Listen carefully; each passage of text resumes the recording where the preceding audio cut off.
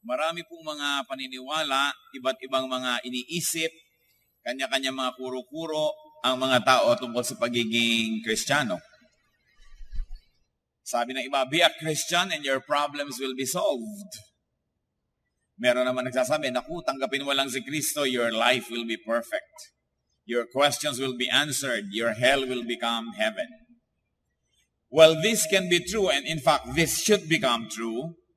Many times, it is an oversimplification. In fact, the reverse can happen.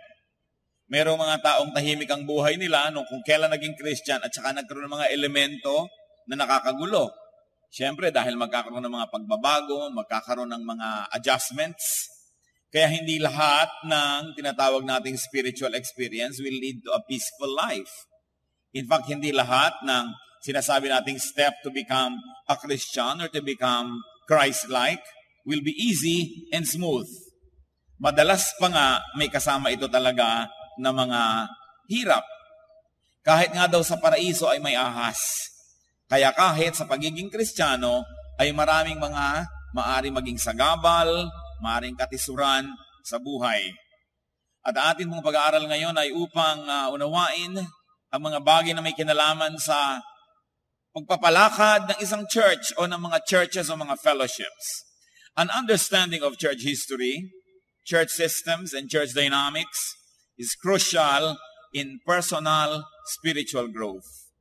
Kumbaga po tayo ay parang isang lumulutang-lutang na tapon sa isang napakalaking dagat na tinatawag na religion. Kung saan ka anurin, kung saan ka mapasama, napakalaki ng epekto sa iyong ikabubuti o ikagugulo sa buhay. Kasihan tayo ng Panginoon ang ating pag-aaral, ang ating tinawag na Survival Guide for God's People. And this is part 1 because this is going to be a mini-series, Dangerous Snares in the Christian Jungle. Ito po ang mga mapapanganib na mga patibong na matatagpuan sa tinatawag na Christian Jungle. Heavenly Father, we pray that you may be our wisdom, our guide, our light, our teacher, our Savior. Lead us unto wisdom so we may know you more. Ituro mo sa amin, Panginoon, ang mga dapat pag-ingatan sa aming buhay espiritual. Buksan niyo po ang aming mata, lalong-lalo sa mga kapatid na bagong-bagong nakakakilala sa inyo.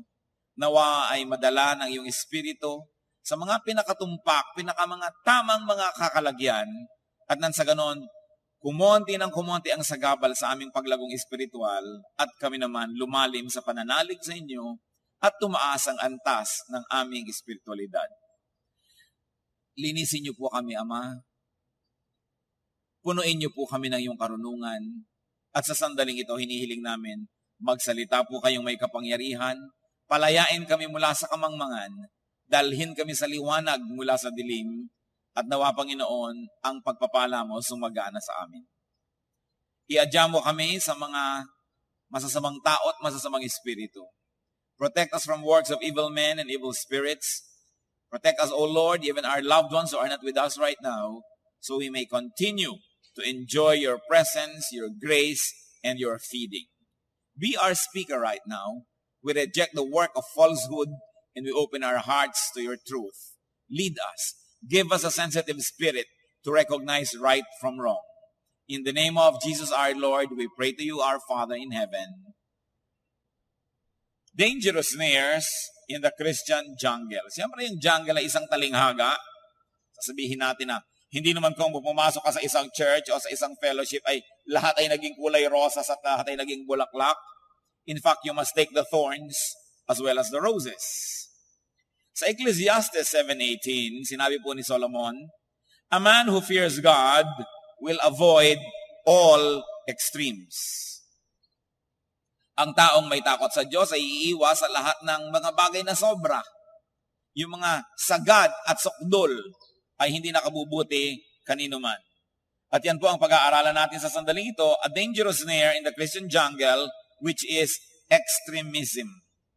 Yung pagiging sobra, pagiging sagad sa anumang bagay, sa anumang attitude, sa anumang paraan.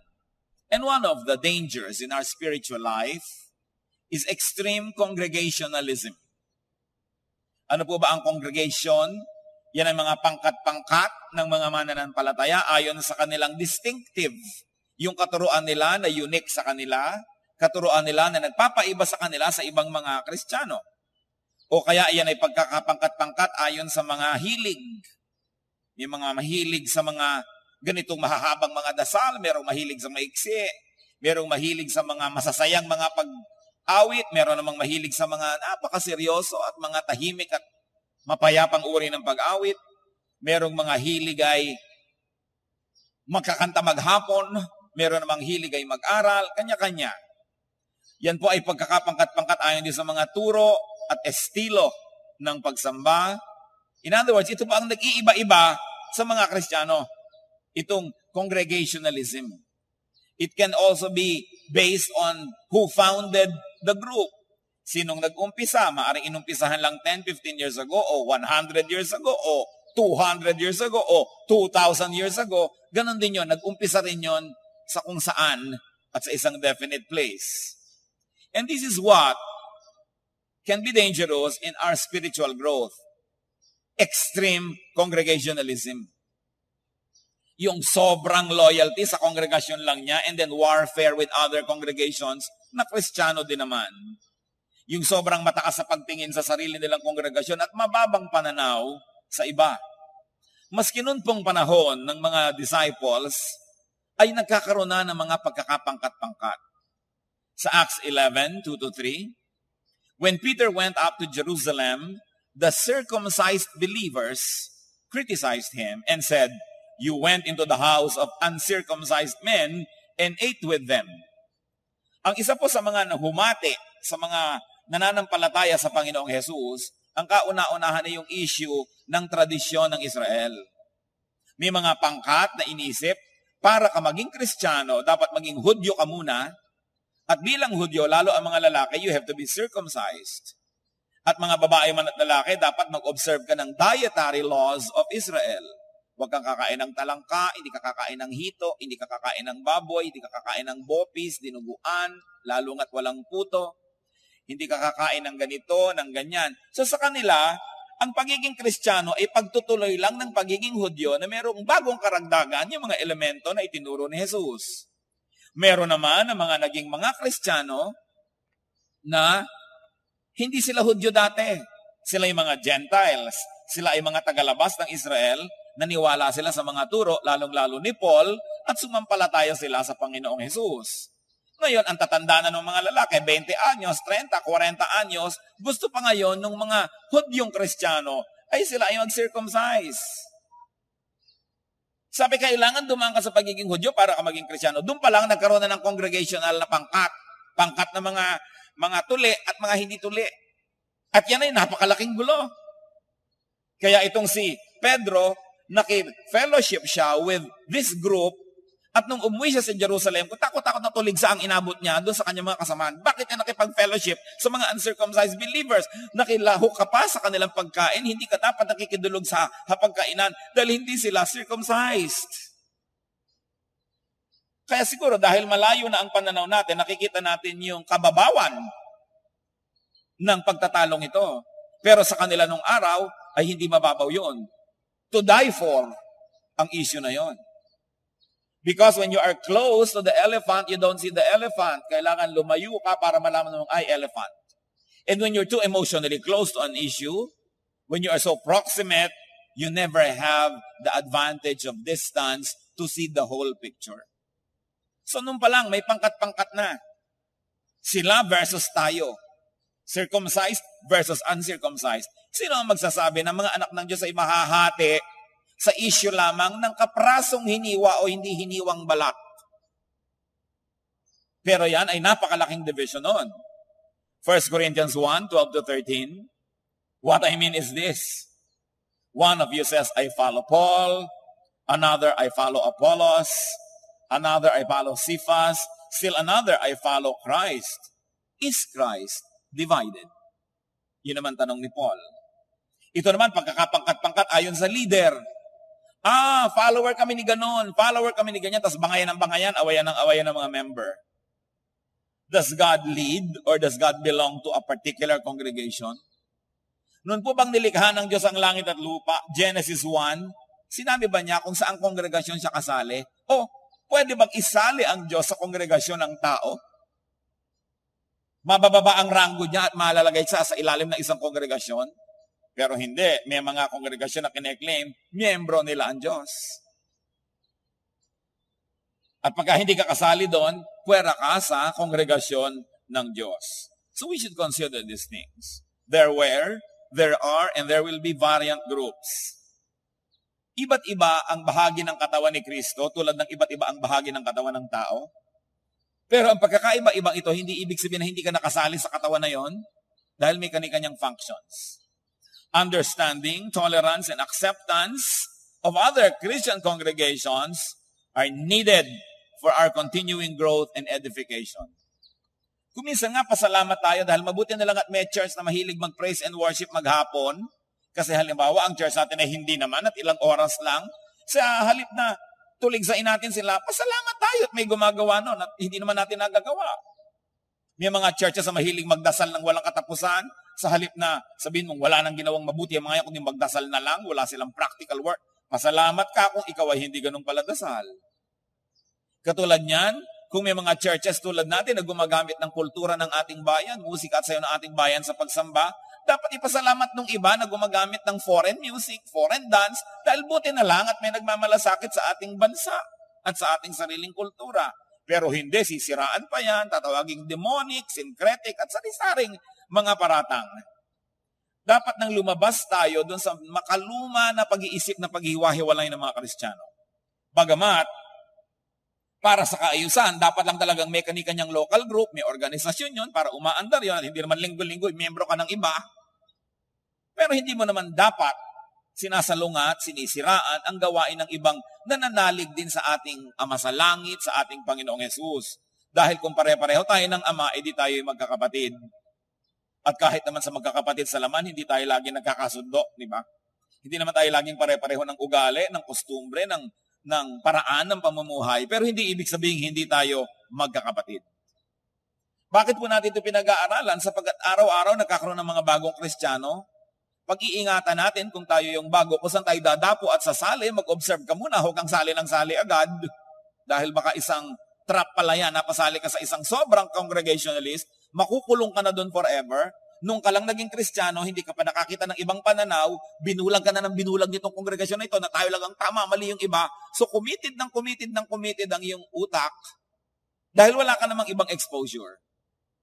At ang mga dati ng mga Kristiyano, hindi naman natin dapat bubulagin yung mga bago na tayo lang ang tama, mali yung iba, huwag ka sasali dyan, demonic yan, evil yan. Kailangan ang tao'y mag-aral, mag-isip, magpaikot-ikot, magpaligid-ligid, at saka siya magpasya kung saan ba niya gustong sumali talaga. Hindi, napadapo ka lang doon kasi nung kauna-unahan pagkakataon, nakulong ka na forever. Yan ang nangyayari sa Christian community, kaya hindi umaasenso ang Christianity, lalong-lalo dito sa ating bansa. Ang konti-konti ng pag-asenso, minsan tuwang-tuwa tayo, wow, dumadami na tayo, but in proportion to our population, we are still a very small minority. Why? Because Christians destroy each other's work instead of help other Christians. Imbes ang kalabanin ay si Satanas, ang kinakalaban ay isa't isa, nagpapaligsahan, nagpapagalingan, and this is not good for the body of Christ. Another snare is extreme judgmentalism. Kapatid, siyempre ang kambal ng congregationalism yan. Pag sobra kang extremely loyal to your congregation, it follows that you will become judgmental of the others. Mababang pagtingin sa hindi katropa, mababang pagtingin sa hindi nauunawaan, in fact, paghuhusga sa hindi nauunawaan. Romans 14:10, you then, why do you judge your brother? Or why do you look down on your brother? For we will all stand before God's judgment seat. Lahat huhusgahan ng Diyos, pero hindi tayo ang manghuhusga sa ating kapwa. Mark 3:22, and the teachers of the law who come down from Jerusalem said, he is possessed by Beelzebub, by the prince of demons, he is driving out demons. At sa palagay niyo, sino dito ang pinagbibintangan na katropa ng demonyo? Ang Panginoong Jesus.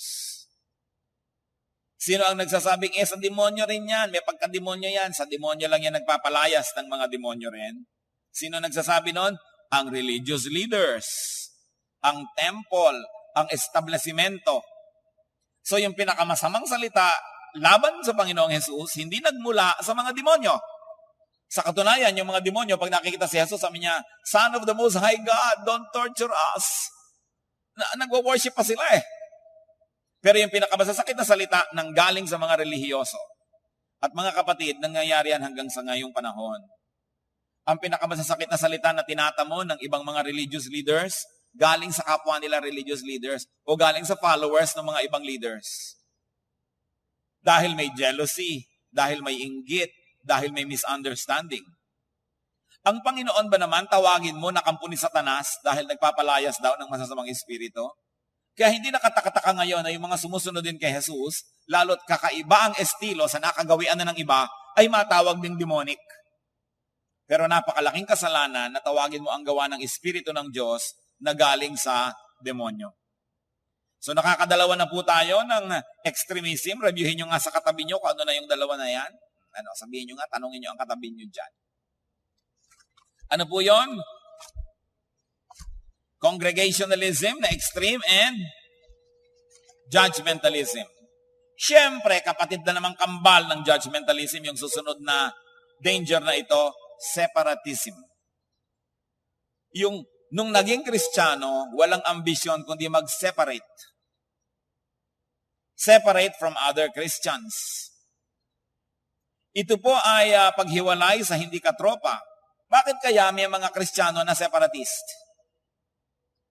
Kuminsan nakalagay pa sa gate nila yan, separatist. Kuminsan naka-imprenta sa kanilang mga t-shirt yan, separatist. Bakit kaya? Dahil kaya para hindi sila madungisan? E di para hindi ka madungisan, sabi nga ng Biblia, ay tumira ka sa ibang planeta. Kasi talagang maraming dumi sa mundo. Ano naman kaya? Para hindi mapagkamalian that they belong to others? Why is there separatism? Kung hindi para din madungisan, para may mapagkakilanlan, para maging unique, o para magkaroon ng unique attraction in the competitive religious market, para meron kang distinct quality, separatist ka, ima-market mo yon, o kaya para merong pader at masolo nila ang sekta. Separatist tayo, huwag kayong pupunta sa iba, huwag kayong makikinig sa ganyang radio program, huwag kayong makikinig sa ganon, huwag niyo itong babasahin, huwag kayong pupunta sa ganon, para kami na lang makapagturo sa inyo, kami lang makapagsaksak ng mga ideya sa utak niyo at wala na kayong ibang marinig pa. Sometimes it is for control and power. And there is a terrible misuse of 2 Corinthians 6:17 na pinagbabasihan ng separatism. At sabi nga naman dito talaga, therefore, come out from them and, church, read aloud, be separate, says the Lord. So sabi na, kita nyo na, be separate. Kaya lang ang tanong, mga kapatid, separate from whom?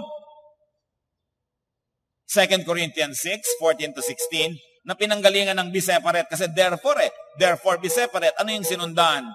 Do not be yoked together with unbelievers. For what the righteousness and wickedness have in common? Or what fellowship can light have with darkness? What harmony is there between Christ and Belial? What does a believer have in common with an unbeliever? What agreement is there between the temple of God and idols? So pinahihiwalay ang mga anak ng Diyos sa mga lumalabag sa kalooban ng Diyos, dito sa mga tinatawag na mga wicked, unrighteous, sa mga sumusunod sa mga di tunay na Diyos. Hindi pinahihiwalay ang mga Kristiyano sa kapwa Kristiyano na taga-ibang kongregasyon lamang. Pinahihiwalay sa mga lumalapastangan sa Diyos. Kaya misuse ng 2 Corinthians 6:17 yung extreme separatism. Ano po ang nangyayari? Nandidivide tuloy ang body of Christ. Dati, nung hindi pa siya born again, friendly siya with everybody. Tapos nung biglang nasilo ng ganitong kongregasyon, naging judgmental, naging separatist. Nakabuti o hindi? Another danger. in our spiritual environment is overly simplistic branding. As you can see, magkakasunod ang mga ideya na to, magkakamag-anak. What is branding? Calling groups, people, and individuals with derogatory names. Usually, ang mga sobrang separatist, congregationalist, at yung mga sobrang mga naniniwala sa kanila lang grupo, sobrang magbigay ng bansag at mga brand sa ibang mga Kristiyano o ibang kongregasyon. Usually, it is a play with words. Paglalaroan yung salita na nakakapagpababa ng paningin doon sa pinagwiwikaan ng ganitong salita. At ang pinaka-obvious na dito mga branding, yung satanic, demonic. As you can remember, we have just read a while ago that even Jesus was called demonic. No? O kaya yung tatawagin kang cult, kulto. Kulto yan. Sa kanila, pagka hindi nila kasama, kulto na agad. At napaka-derogatory ng word na kulto. Pag-iingatan po natin ang paggamit niyan dahil mahirap yung nagbibitaw tayo ng mga salita na hindi natin lubos na nauunawa. Even Christianity at the beginning was called a cult. Because one of the sociological meanings or implications of the word cult is that it is the religion of the weak. It is the religion of the minority. So, pag naging majority ka na, hindi ka na cult. Ganun ba yun? That's why nobody dares to call a major religion cult. Although, by its practices and beliefs, may pagka-cultic naman talaga. So, nag-iingat tayo sa pagbabrand ng ganyan dahil makagawain niya ng Panginoon, sumasamba sa Panginoon, tapos tatawagin mong kulto, edi ang iniinsulto mo yung Panginoong sinasamba nila. This reflects very bad and very limited scholarship na yun lamang naisip nila, yun lang pinaniniwalaan nila ang tanging katotohanan sa mundo at wala nang iba. Which brings us to another spiritual danger, dogmatism. Ano ba yan? Self-righteous, self-centered, and arrogant scholarship. Yung sinasabi mo na only my interpretation is right. All others could only be wrong. Marami pong mga ganyan na mga sekta, maraming ganyang mga kongregasyon, maraming ganyang Bible school. Yun lamang pananaw namin ang tama. Ang iba, mali. Pagdating ng panahon, doon sa tinatawag sa Bible na the Lord will marry the bride who is the Christ or the Church of Christ, kami lang ang papakasalan, yung iba audience lang. Ano namang klase yan na audience ka lamang pala, hindi ka papakasalan ni Kristo at the end. So, puwera ka pala talaga. Paano naman kayo dapat maniwala sa ganitong mga pagbaluktot ng katotohanan para sabing tayo lang, bukod tangi, ang pinili ng Diyos at ang iba, audience? Yung maniwala ka na ang iyong paniniwala ay kaisa-isang tamang paniniwala, isang uri ng makitid na pananaw. Samantalang si Paul, who is almost always very opinionated on many things, ang sabi niya sa 1 Corinthians 13, 9-10, for we know in part, and we prophesy in part. Our knowledge is imperfect, and our prophecy is imperfect. Perfection is nearly unattainable, that even the wrong ones cannot be perfectly wrong because they become perfect. So, hindi pwede maging perfectly wrong ang isang grupo. Meron ding tama yan na pwede mong hanapin at purihin dahil perfect na yan kung perfectly wrong. And perfection is nearly or impossible to attain.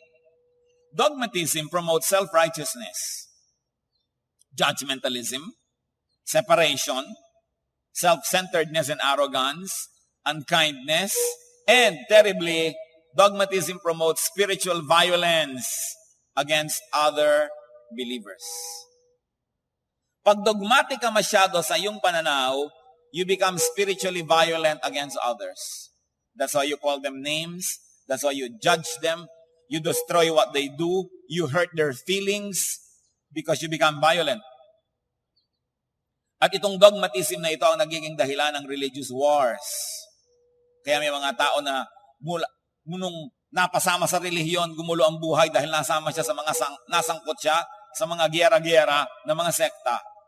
Samantala ang bilin sa Ephesians 4:32, be kind and compassionate to one another. Kaya tatanong mo, are we being kind to the other groups? Are we being kind to the other worshipers of our God? And sabi natin, mali sila, tama tayo. Pero anong sabi ng Colossians 3:13? Bear with each other. Magpasensyahan, magpatawaran, at tulungan ninyong pasanin ng iba ang pinapasa nila. Yung pong dogmatism is of course premised on very limited hermeneutics or the art, the science of interpreting the Word of God. And many people like to control hermeneutics because whoever controls the interpretation of the Bible will control the church. Sadly, then as now, this lust for power and control still sometimes rears its ugly face even in the church. Yung sobrang control ang gusto. Pag sinabi ng church, yun na, wala nang makikipagtalo. Kaya alam ninyo, sa nakaraang 2,000 taon ng Christian history, napakarami mga tao ang pinatay dahil mali daw ang interpretation nila. In fact, napakahabang panahon, pinapatay ang nagbabasa ng Biblia. Sinusunog, sinasakal, ibinibigti. Kung takot-takot ang mga parusa ang inabot ng mga tao during what history calls the period of Inquisition, na ang lahat ng mga nagbabasa ng Biblia at nagkakaroon ng interpretasyon na labas sa official interpretation ng Roman Church ay pinapatay.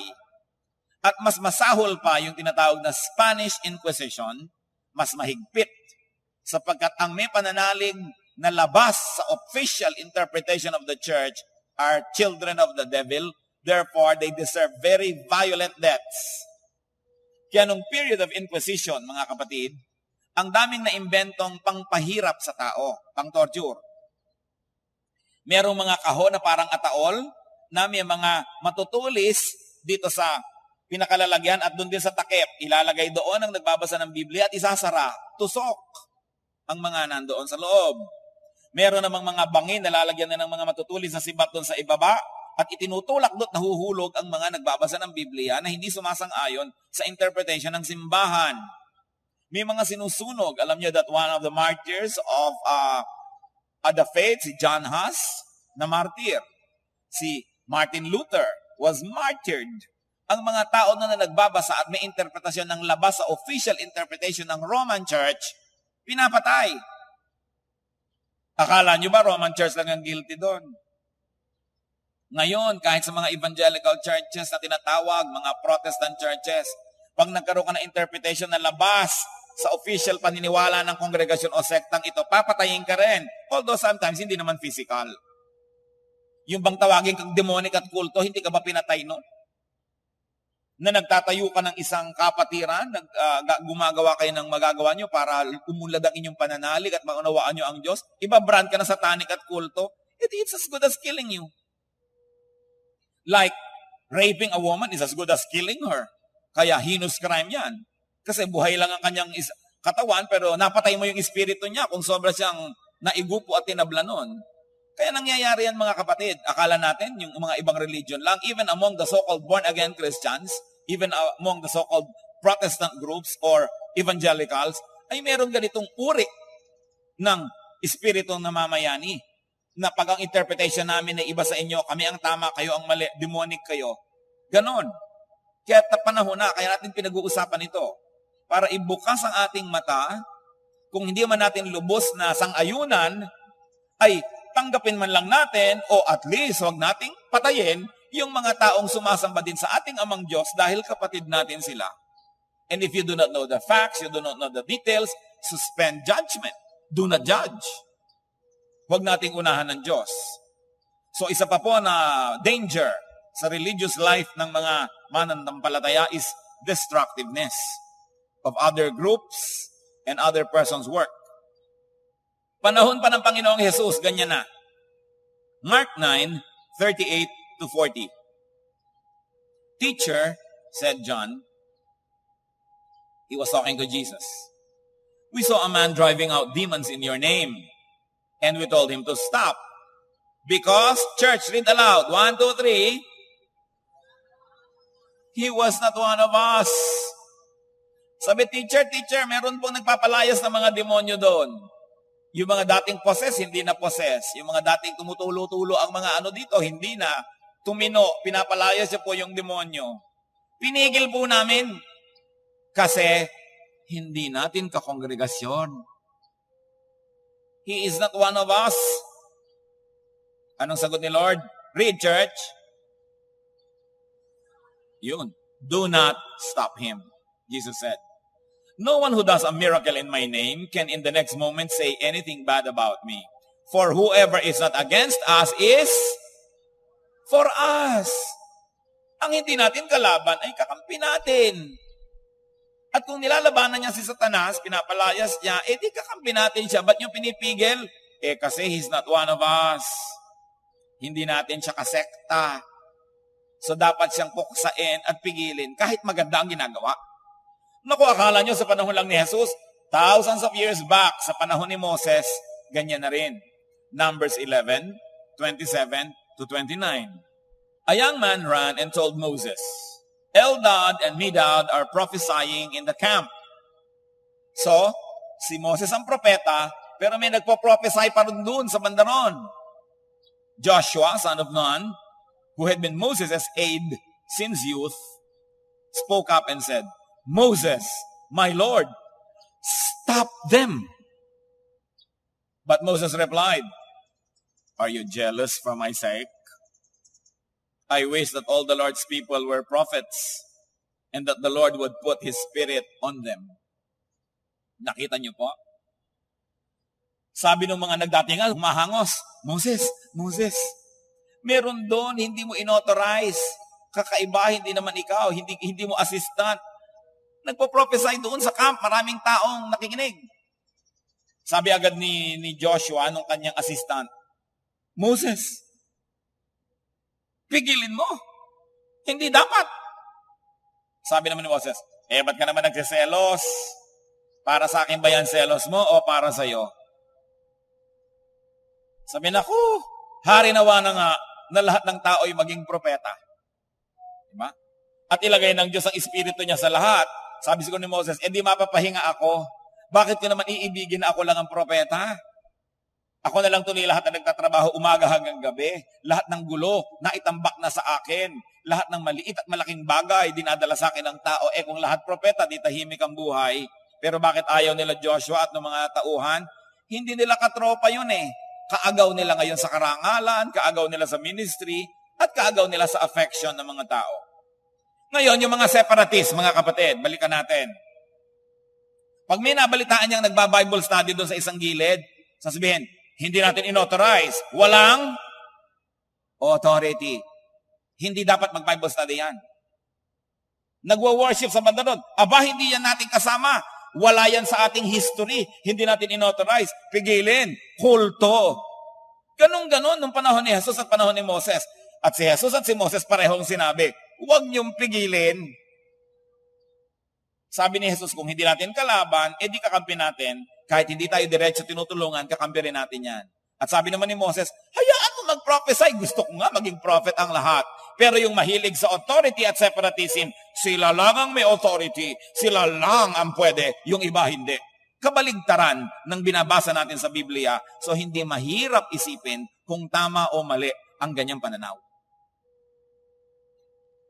Ang gagawin nila pagka mayroong mga ibang gumagawa ng outside of them, sisiraan ng puri, kokontrahin, aagawan ng mga followers. Kaya napakainam na hindi tayo yung gusto-gusto natin na sa atin lahat ng tao. Pati si John the Baptist at ang Panginoong Jesus, dumating ang panahon ang kanilang mga followers nagko-compete. At sabi ni John sa kanyang mga followers, follow him. Sundin niyo si Jesus. Alam niyo, nauna si John, siya nga ang nagbaptize kay Jesus. Pero dumating ang panahon, sabi ni John, sumunod kayo sa kanya. He must increase and I must decrease. Because this is part of one and the same work of God. Hindi tayo dapat magkukompetensya. kung saan inililipat at dinadala ng Panginoon ang anointing, ang empowerment, o next chapter na ng ministry, lipatan doon. Hindi kailangang sobra kang loyal sa tao, sobra kang loyal sa kongregasyon, na kahit wala nang nangyayari at napapanganis ka na, nabubulok ka na at hindi ka na nag-grow, loyal na loyal ka pa rin. Ang loyalty natin dapat nasa Espiritu ng Diyos, at kung saan tayo inaakay para tayo lumago, doon tayo pupunta. Sabi ni John, Jesus must increase, I must decrease. At kung ganyan po ang ating pananaw, kung nasa iba naman yung growth, lipatan doon. O di sige, at least, nagkasama-sama tayo kahit minsan. Dahil kung meron ng ibang makakapag-feed doon, kung mag-grow, sige, punta. Ang mahalaga, ang tao nag-grow. Hindi ikukulong mo. Meron po mga ganun eh. Minsan yung magulang, pwede namang mag-aral yung anak sa bandaron, malayo-layo. Dito ka na lang anak, kasi gusto ko kasama kita. So nakulong na ngayon si anak. No? So, dapat iniisip natin yon kahit sa spiritual life. Isa kang spiritual leader, may mga spiritual anak ka. Kung tapos na yung chapter ng growth nila sa'yo at iba naman makakapag-feed sa kanila, you've got to let them go so they'll grow. Dahil meron namang ibang lilipat siguro sa'yo dahil ibang grade 3 ka. Ang growth sa'yo na naibibigay mo sa tao, siyempre yung mga antagal-tagal ng grade 2 doon, pwede namang mapunta naman sa'yo dahil ang specialty mo grade 3. Pero yung mga grade 3 mong tapos na, palipatin mo na para mag-grade 4. Kasi habang nandyan sila, wala namang ibang magkakasya. Pero hindi, habang buhay tayo magkakasama. Diba? Kasi dinala ko kayo sa Panginoon. Oo nga, pero sabi nga sa Bible, well, somebody planted the seed, somebody waters it. But all along, it is God who makes it grow. Kanya-kanya po, maging ang mga leaders at teachers ng ministry sa tao. Dumarating ang panahon siguro na na-outgrow mo na yung ministration ng isang teacher na ito, tulad ng alangan namang 7 taon ka ng grade 2. Siyempre, lilipat ka rin. Liban na lang na yung teacher mo nung grade 2, magtuturo next year ng pang grade 3, o magkakasama pa rin kayo kasi sabay kayo nag-grow, sabay kayo. Pero kung naiiwan mo na siya, iba kasi ang specialty niya at iba ang tawag sa kanya ng Panginoon, siyempre, it hurts to say goodbye, but goodbye. Alam nga namang, lumiit na lang ako ng lumiit. Parang yung mga paa ng mga maharlikang mga China nung araw, sinasapatusan nila ng bakal para hindi lumaki ang paa. So ngayon, dahil may bakal na gano'n, hindi lumalaki yung paa mo. Sa spiritual growth, kung minsan, mga kapatid, yung kongregasyon mo, ang bakal na yan, hindi ka mag-grow dahil nakulong ka na dyan. Ngayon, kung yung kongregasyon mo, palaki din ang palaki ang isip niya, ang pananaw niya, sabay kayo, then you stay. But it is your obligation to yourself to find where you will grow. Your loyalty is to God, to the Spirit of God, not only to a human organization. And there are Christians who do nothing but criticize, damage, destroy, and stop what other believers work on. Especially kung lumalago. Subukan po ninyo na church kayo at di kayo lumalago, wala namang kayong kaaway eh. Subukan yung lumago. Subukan yung may nangyayari, may sigla, mayroong mga nadadagdag na mga pinapakain itong hapagkainan na ito. Pagka hindi nag-umpisa ng dumating ang mga batikos, ang mga reklamo, ang mga name-calling ng ibang mga kongregasyon. Inggit lang yon, walang iba. Dapat mong ipagbunyi kung may church na nag-grow eh. Kasi buti na lang, hindi napunta kay Satanas, hindi napunta sa iba. But there's a lot of jealousy in the churches. It is a sad fact, but nevertheless, must be processed, even by the new believer. Dahil pag hindi niya alam yan, wala siyang kamalay-malay, nasangkot na pala siya sa mga giyera na inimbento ng mga tao nung araw pa, napasama siya ngayon. Another danger is disproportionism. Making wars, going to wars for little things. For things that do not have great bearing on spirituality, on godliness, on holiness. Sabi ng iba, majoring in minors. May mga congregation po na makikipagpatayan dahil lang sa element of the Lord's Supper, kung ano ang mga timpla nun. Sa element ng tinapay. May makikipagyera patane tungkol sa lalim at dami ng tubig na gagamitin sa bautismo. Merong mga churches na ipapadala ka sa impyerno dahil sa haba ng iyong buhok o ng laylayan ng iyong baro. And there are congregations that will make a big deal out of the attire and clothes that people wear. Even sa mga terminologies, huwag mo sasabihin namang potluck. Masama yung luck. So tawagin natin pot bless. Yung hanggang ganon, gagirahin ka pa sa mga ganyang mga terminology Ang nangyayari tuloy, yung mga di pa nakakaunawa ng ganito mga bagay, wala pa sa Panginoon, nata-turn off dahil ano ba yan? Ang lahat na lang ng bagay may controversy. Parang hindi na ba tayo matatahimik hanggang sa mga ganyan? Kaya ang sabi sa John 7:24 ni Jesus, stop judging by mere appearances and make a right judgment. Huwag ka manghuhusga sa mga itsura lang. Pastor, bakit niyo po pinapayagan? Meron kayong lalaking member, mahabang buhok. Kapatid, hindi po ako police. I only preach what the Bible preaches, pero hindi ko gugupitan ng buhok ang mga mahahaba dyan. May mga lalaki pong may hikaw. Nasaan po ba? Nasa ilong? Nasaan ba? What people do with the word of God that is preached to them is their business. Ang Diyos nga hindi bumababa sa langit para kapakialaman, pero napakaraming kongregasyon. Hanggang kung ilan suso ng mga kamison mo, papakialaman na. Kinontrol na ang iyong buong buhay. Pastor, meron po kayong mga awit na kikiapid. Bakit nyo nalaman? Diba? Ibig niyo sabihin, hahalongkatin ko lahat ng buhay ng mga awit bago ko payagang umakyat sa entablado? The holiness of a person is between herself and God. At kung yung pag-awit niya ang makakapagpaalala sa kanya sa Diyos, at kung yung pag-awit na lang niya ang tanging pinangingimian niya para tuloy-tuloy siya magwala sa buhay, mas gugustuhin ko pang patuloy siyang umaawit kaysa tanggalin ko para masyahan ang mga chismosang member na alam lahat ang iskandalo nung umaawit. Kasi kung minsan sasabihin natin, aalisin ko pa yan, di nawala na ng connection sa church. Aalisin mo pa sa ministry dahil may pagkukulang, di nawala na siya ng feeding. Kung minsan nga yung ministry na ng dahilan kaya hindi siya todo-todo bumibigay sa gusto niyang kasalanan aalisin mo pa. At kung aalisin nyo ang lahat ng may kasalanan sa ministry, walang matitira. Wala. Mawawala ako dito. Di ba? At kayo siguradong kakainin kayo ng lupa. Mawawala kayo dyan. Di ba? Sino ba dito ang walang kulang, walang kasalanan? Kaya nga dapat tinitingnan natin, the church is a hospital. We are all here because we are all sick. And we need the healing of the Lord.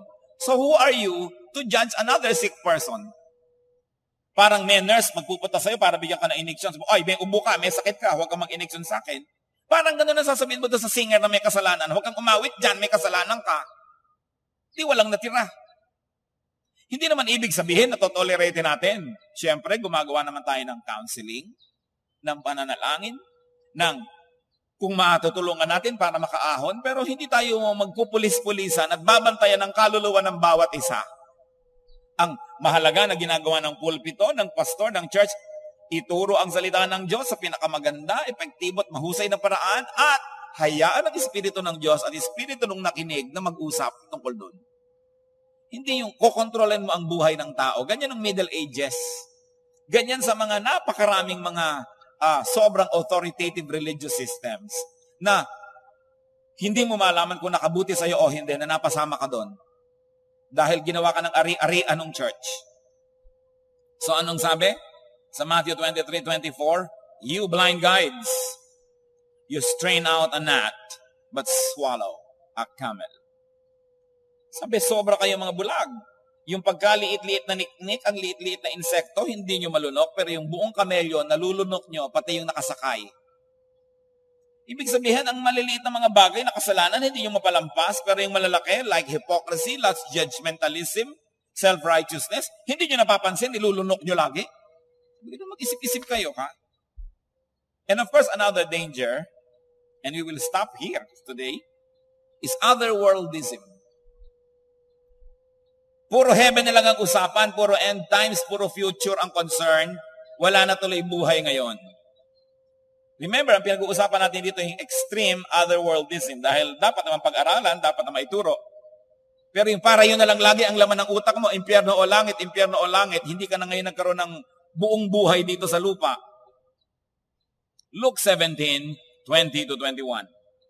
Once having been asked by the Pharisees when the kingdom of God would come, Jesus replied, "The kingdom of God does not come with your careful observation.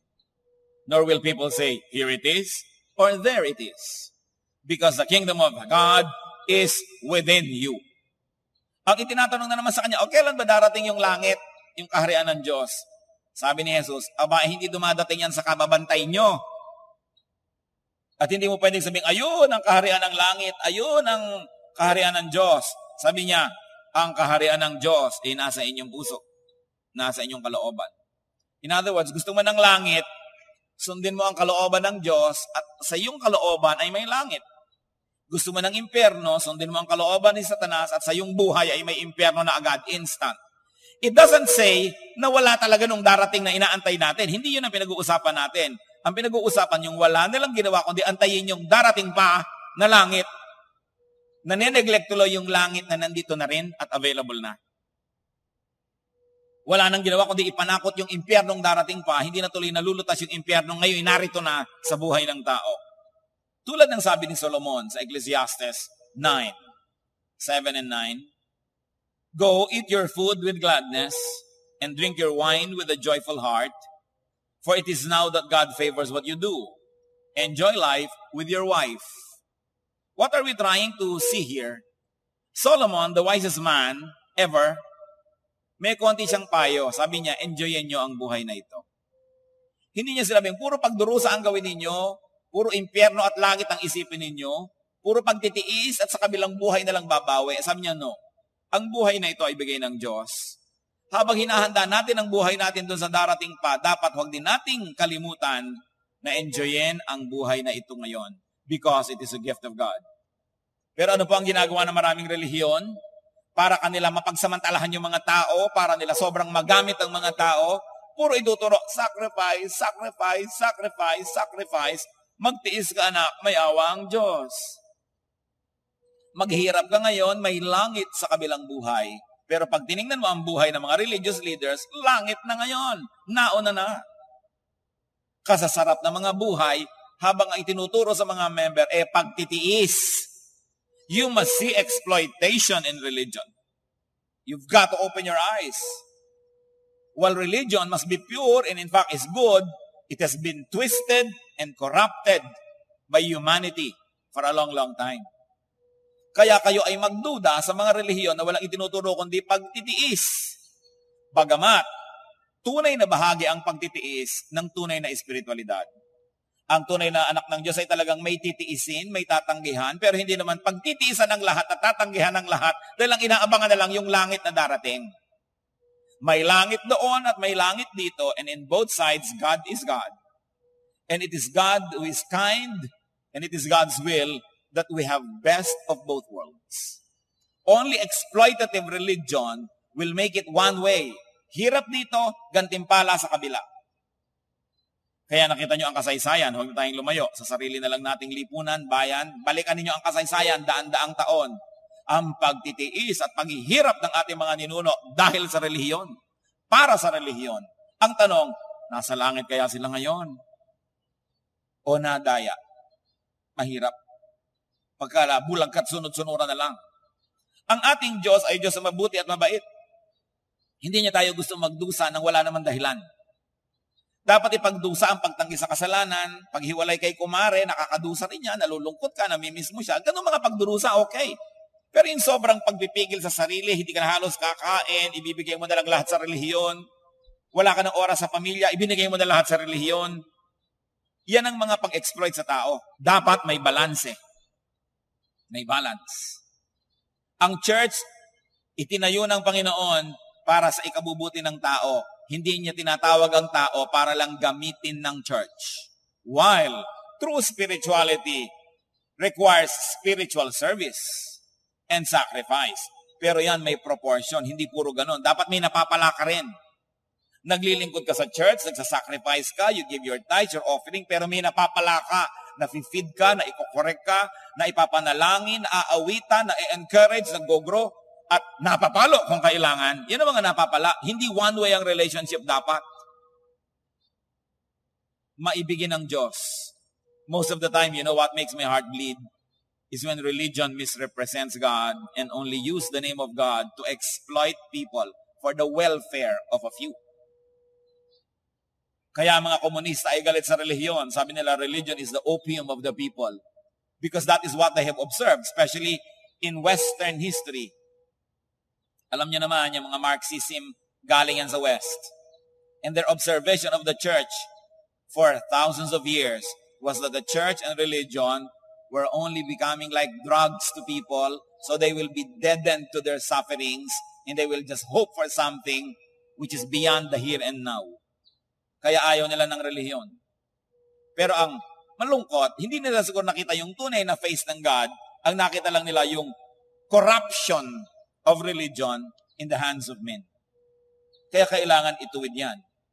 Life is God's gift to be lived, to be enjoyed, to be celebrated, here and now. Mabuti na may inaasahan tayong heaven na darating, pero huwag kayong malugi doon sa heaven na available na ngayon. Huwag tayong mabulag na puro forward-looking, we fail to live for today. Do not let your fixation on the future heaven rob you of your life today. Let today's own concerns be sufficient for today. Yan ang sinabi ng Panginoong Yesus. So, kung meron pong nakikinig ng mga new Christians, bagong-bago tayo sa Panginoon, kulay rosas ang paligid, honeymoon period with the Spirit of God, beware and be careful about religious groups. Because you might get attached sa isa sa mga binigkas natin at diniscuss na uri ng mga sekta. And mga dati na mga Kristiyano, do not act like blind and number-fixated recruiters. Akala ng iba yung evangelism recruitment. Mga kapatid, marami tayong empty chairs, mag-soul winning para madala ang mga tao dito. Ganun ba yun? O sabihin natin, dali ng mga tao so they can be fed, so they can be taken care of, so that they can also serve in the body of Christ. Hindi para lang mapuno, para pampadami. Nakita na natin, na kadalasan ng mga mananampalataya ng anumang relihiyon, ginagamit lang ng politika. Kung minsan ang mga religious leaders ay nililigawan ng mga politika dahil yung mga religious leaders, oras na naligawan, ngalay natin kung ano mga regalo, tatawagin ng kongregasyon nila, dadalhin kung saan-saan para merong tagapalakpak ang mga politiko. Hindi nyo ba nakikita ang masama at maling paggamit sa relihiyon? Ang mga tao na ang hinahanap ay Diyos, nagiging mga mistulang mga pawn in a cruel political chess games played by the generals. Kaya gano'n na lang ang panunuyo at panliligaw ng mga politiko sa mga religious leaders. Para ang mga nananalig doon sa kanila ay madala at maging boto, maging cheering squad. This is a grave prostitution of religion. The misuse of God's people, no, for selfish ends of a few. And this must not be allowed to happen. So isipin po natin ang ating kalagayan. Religious involvement, religious affiliation, and membership can also be a snare. Hindi yan laging maganda. Kung ang nasalihan mo, gagawin ka lang spare part ng isang makinarya, gagawin ka lang pamparami ng statistics, kokontrolin lang ang buhay mo at papakialaman ng lahat-lahat, tapos wala namang feeding, wala namang support, wala namang care. Matthew 10:16, be as shrewd as snakes and as innocent as doves. Kailangan nag-iisip ang mga anak ng Diyos. Matthew 16:6, be careful, Jesus said to them, be on your guard against the yeast of the Pharisees and the Sadducees. Ang Panginoong Hesus ang may sabi, pag-ingatan ninyo ang mga lebedura ng mga Pariseo at mga Sadducees. Pag-ingatan ninyo ang mga magic, ang mga pampaalsa ng mga kongregasyon. Matthew 23:15, woe to you, teachers of the law and Pharisees. Yan ang sabi ni Lord. You hypocrites. You travel over land and sea to win a single convert. And when he becomes one, you make him twice as much a son of hell as you are. Sabi, pambihira kayo, sumpain kayo. Kutakot-takot ang hirap na dinaranas nyo, tumatawid kayo ng mga bundok, mga dagat para lang magkaroon ng isang convert. At pag na-convert nyo, ginagawa nyo lang doble ang kasamaan. Twice as much a son of hell as you are. Dating hindi judgmental, naging judgmental. Dating hindi separatist, naging separatist. Dating hindi self-righteous, naging self-righteous. Mabuti pang di nyo na lang nadapuan dahil na doble pa ang kasamaan. Yun ang sinasabi ng Panginoon. Sinong pinapagalitan? Religious leaders. Many of God's people are not shepherded well. Many of God's people are not even shepherded at all.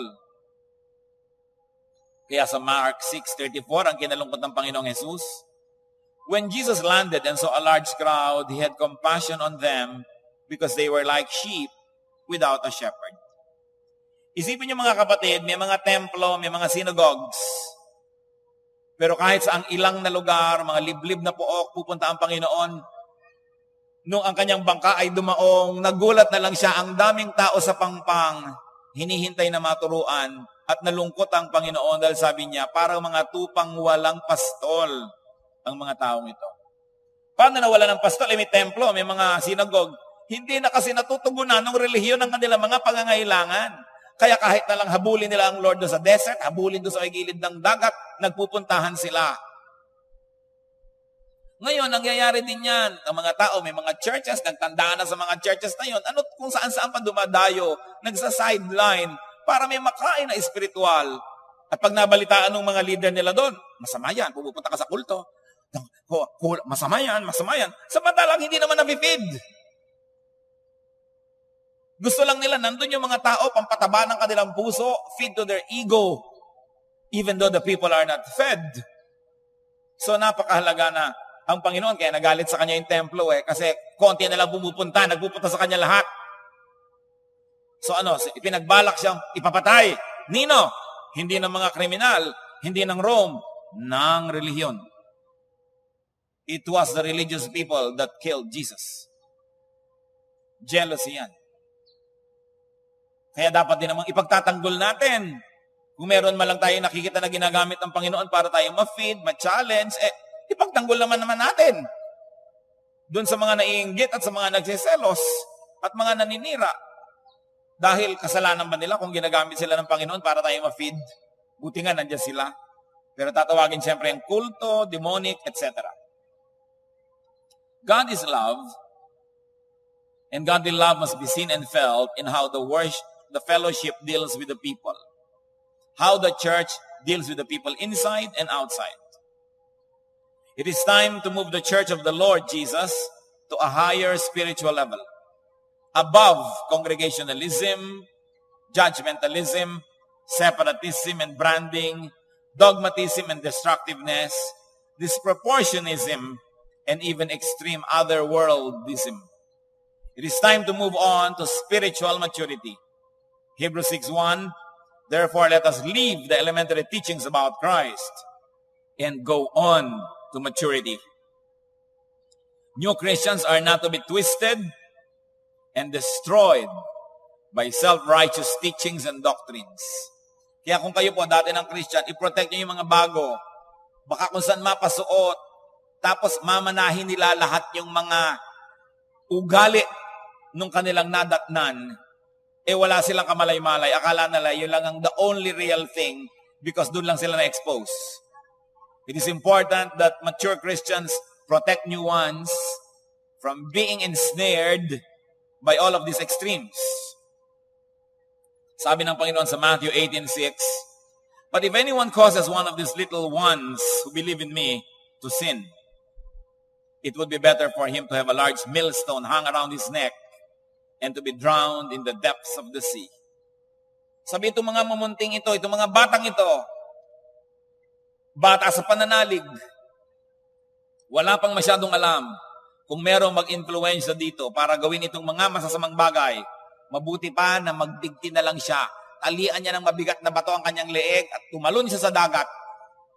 At bakit po lalagyan ng mabigat na bato nang di na siya makalutang pang muli para makapanira na naman. At yan ay mga salita ng Panginoon.